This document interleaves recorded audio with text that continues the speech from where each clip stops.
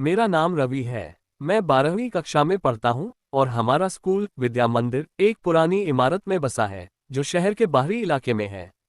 School के पीछे एक घना जंगल है और उस जंगल के बीच में एक पुराना टूटा फूटा कुआं है। कोई नहीं जानता कि वह कुआं कब बना या किसने बनवाया। बस इतना सुनने को मिलता था कि वह पानी के लिए नहीं था। ये बात मुझे हमेशा परेशान करती थी। पानी के लिए नहीं तो फिर किस लिए? हमारे स्कूल में एक अजीब सी कहानी प्रचलित थी। पुराने छात्र और कुछ शिक्षक फुसफुसाते हुए बताते थे कि कुएं में कुछ अलौकिक है। रात के समय जब स्कूल खाली हो जाता, वहां से अजीब अजीब सी आवाजें आती थीं, जैसे कोई रो रहा हो या कोई धीमे धीमे गुनगुना रहा हो।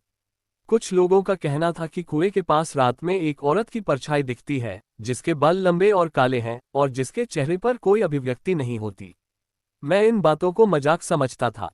आखिर भूत प्रेत जैसी चीजें सिर्फ कहानियों में होती हैं, है ना? एक दिन हमारे स्कूल में वार्षिक समारोह की तैयारी चल रही थी।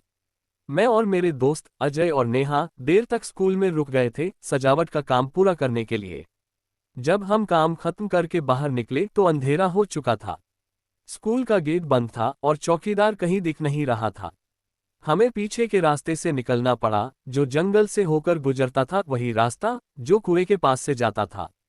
रवि, तुझे नहीं लगता कि हमें जल्दी निकल जाना चाहिए?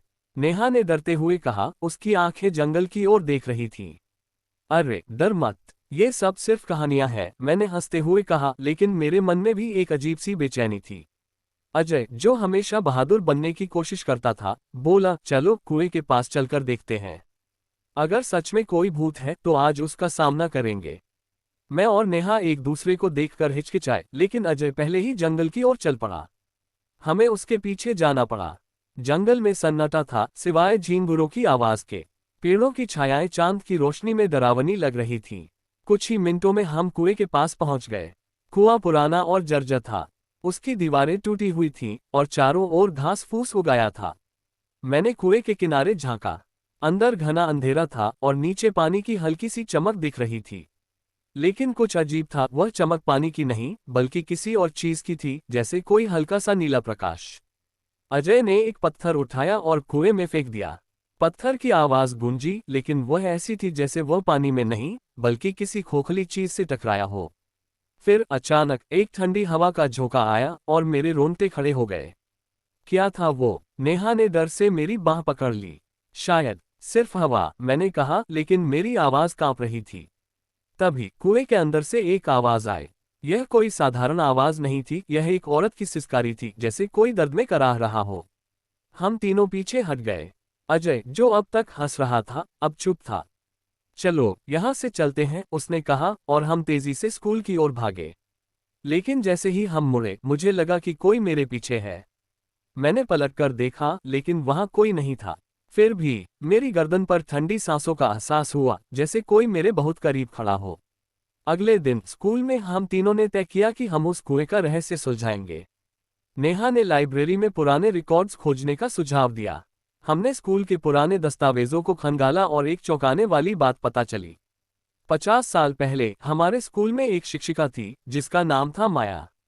वह बहुत सुंदर थी, लेकिन उसकी जिंदगी में कुछ दुखद हुआ।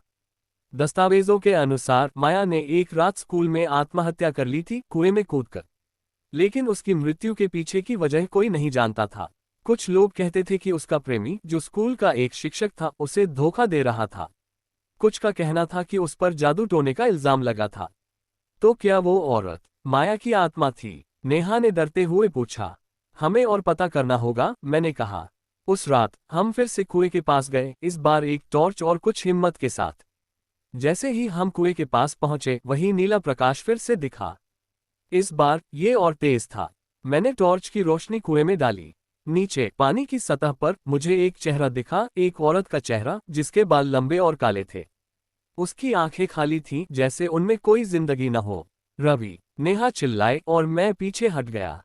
लेकिन तभी कुएं से एक हाथ बाहर निकला, एक ठंडा सफेद हाथ जो मेरी ओर बढ़ रहा था।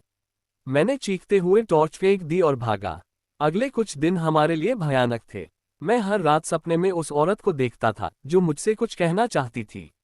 आखिरकार हमने स्कूल के पुराने चौकीदार रामू काका से बात की। उन्होंने हमें बताया कि माया की मृत्यु कोई आत्महत्या नहीं थी। उसे स्कूल के कुछ लोगों ने मार डाला था क्योंकि वे उसकी सुंदरता और बुद्धिमानी से जलते थे। उसका शरीर कुएं में फेंक दिया गया था और तब से उसकी आत्मा वहां भटक रही है। वह बदला चाहती है, रामू काका ने कहा। लेकिन सावधान रहना, वह निर्दोषों को भी नहीं छोड़ती। हमने तय किया कि हमें माया की आत्मा को शांति देनी होगी। लेकिन कैसे? क्या हम उस अंधेरे रहस्य को सुलझा पाएंगे या कुआं हमें भी निगल लेगा?